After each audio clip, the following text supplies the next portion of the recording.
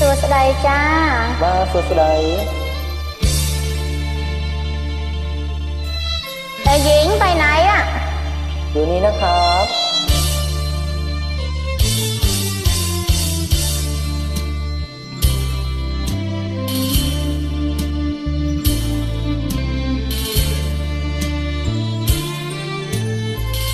បងអើយបងម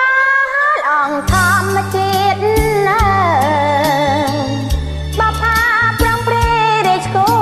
ស្គី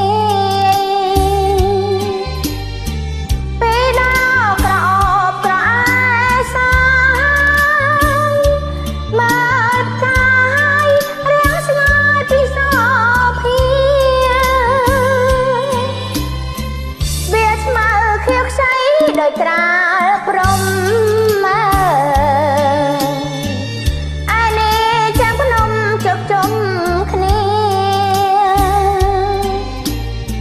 ច្រាំសោសត្វយំយំគោវាសន្តានីស្វាយខាងរំពងព្រៃតាណាតោអូននៅត្រង់ណាអូនបងមើលមិនឃើញទេចាំអីទេបងអូននៅចិត្តបងហើយអង្គសលផលបងសែនអាក្រង់នៅខ្វងមិនឃើញអ្វី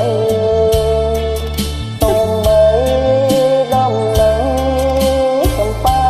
ស្រីឡងក៏ដឹងទីនេះมันร้อนด้วยนะเวลากลางวันน่ะ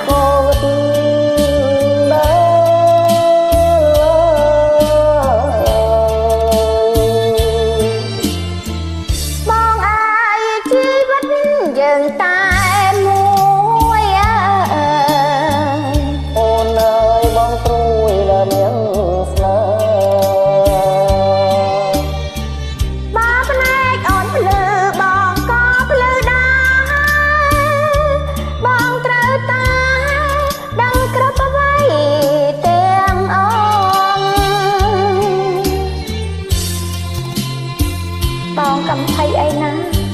ទោះបីជាបងពិការភ្នែកទាំងពីរក៏ដោយក៏អូននៅតែស្រឡាញ់បងហើយថែរក្សាបងអស់មួយជីវិតអូននៅស្បែកបងអង្គសលផលបង